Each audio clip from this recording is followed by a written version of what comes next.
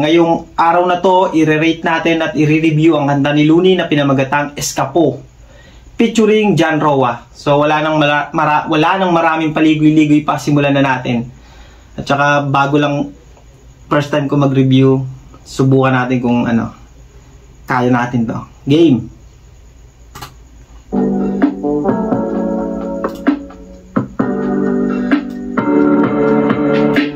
Kapayapaan sa sarili, kailan ko pa ba matatagpuan? Araw-araw na lang ang pag-aalala, parang wala na siyang katapusan. Dugo ng luha, ang mga mata pag ang puso'y sugatan. Gusto ko nang lumuha ng dugo para ulo'y gumaan.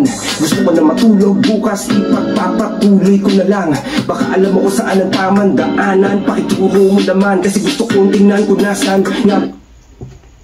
Ang galing talaga ni Looney sa multi, makapapansin mo talaga kung paano siya mag-construct ng mga lines niya, magkakatunog. At saka banggitin ko na rin pala, itong kanta na to ay tungkol to about to sa anxiety and depression. So i-decipher nyo na lang yung mga meaning, pero pag may narinig ako nakakaiba, sasabihin i-ano natin yun, ano natin, i-tawag dito, i-decipher natin kung anong tinutukoy ni Looney doon. Ang pinagbuhatan ng kasalukuyan, ang hinaharap ay pinangunahan, pinarusahan na bilanggo sa nakaraan na kinamulatan. Hindi na rin makapaghintay pa sa pagdating ng kinabukasan, kaya ako ay pumalaot, nagpaanod at inabot pa ng bagyo. Sumasabog ang mga alon at pinasok na ang barko. Ang kisame ng kabaong ko'y pumukalmot ng kuko. Ramdam ko na naman bigla ang ginaw na bumabalot sa kuko. Nakuko, kapagal na ang ihip, magmalamig, magkumot, magdamag na sa isip, masasakit na hugot, masamang panaginip, ang kalakip ng tulog, kaharap pagkagising, mas malaki mangungot. Nakita niyo yung apat na setup nung huling lines, yung 4 bars na yun. Yun yung tinatawag na rhyme scheme. So yung bawat lines na yun, magkakatunog yun. Pwede nating ulitin. Saan ba yung banda? Dito banda yun eh. Yun, ito. Papatugtugin ulit natin, pakinggan nyo ha, magkakatunog to. Isa pa, isa pa. Ang bigla ang ginaw na bumabalot sa puto, nakupo, kapagal na ang ihip, magmalamig, magkumot, magdamag na sa isip, masasakit na hugot, masamang panaginip, ang kalakip ng tulog, kaharap pagkagising, mas malaking bangungot. Narinig niyo yung apat na lines na yun, magkakatunog talaga siya.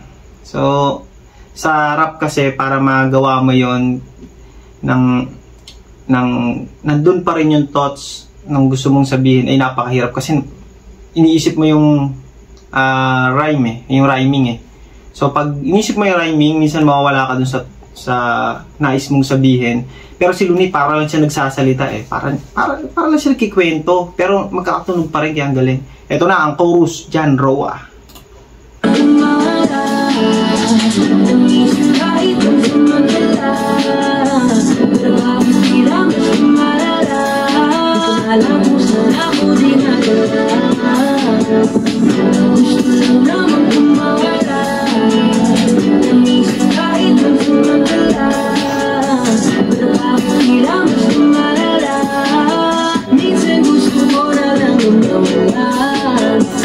Grabe yung chorus, para kang lumilipad. Eto, papasok na yung second verse, pakinggan na natin. Huwag kang magpapalimita sa iisang plano, ilis na mainiwa ang isipan pa ng maigi kung paano. Malimit, mahilig, magbilin sa ibang tao, ngunit tila di ko masunod-sunod ang sarili kong payo.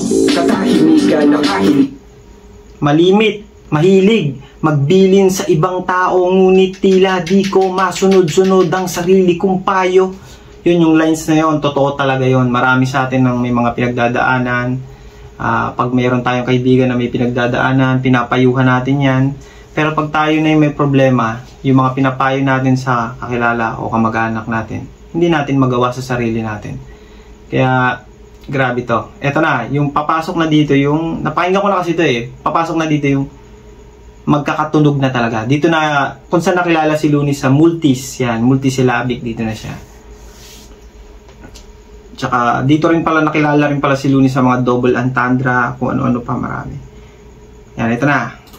Ligay kapaligiran, parang libingan at kahit minsan walang bisita na sa dilim, matakangiti lang naging bihigan sa pag-ibig, maging sa kaibigan.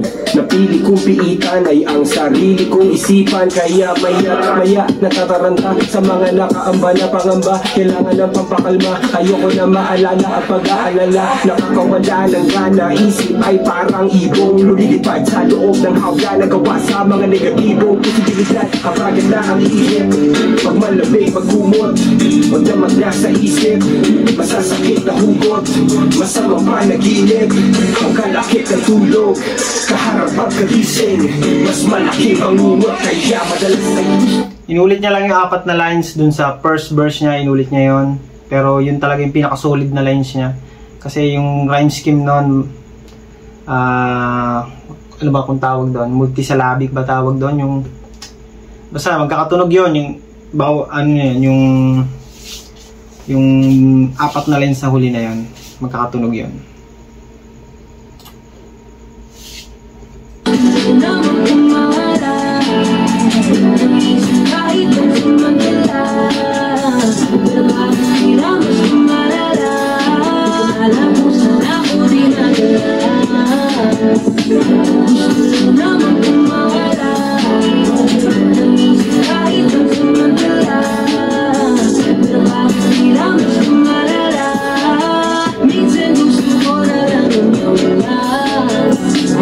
Yun no, ang lupit talaga ni John Rojo mag-chorus.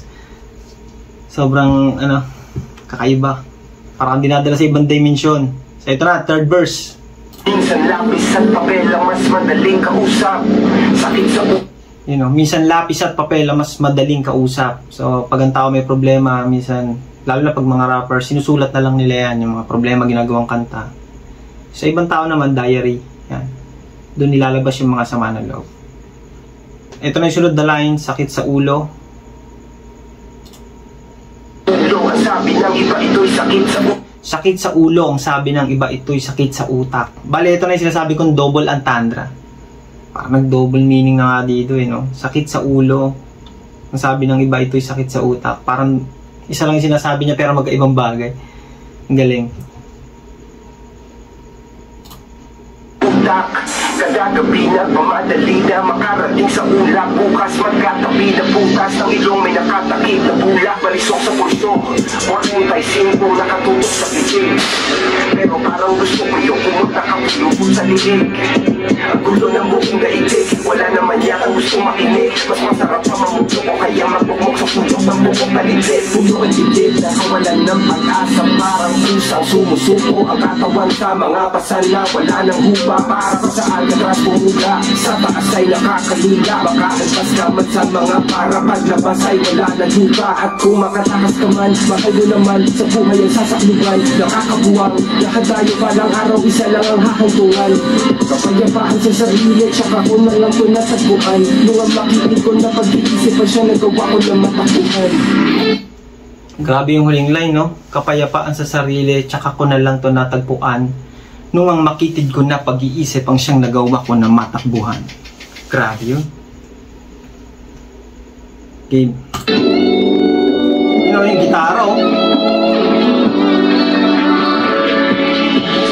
Mahilig si Looney sa ganito eh, yung mga last verse, pinapasukan niya ng gitara. Sa totoo lang, mahilig siya sa banda, sa tunog ng banda. Kaya kung papansinin niyo yung kanta niyang Pamanggulo, ganito rin yung last verse.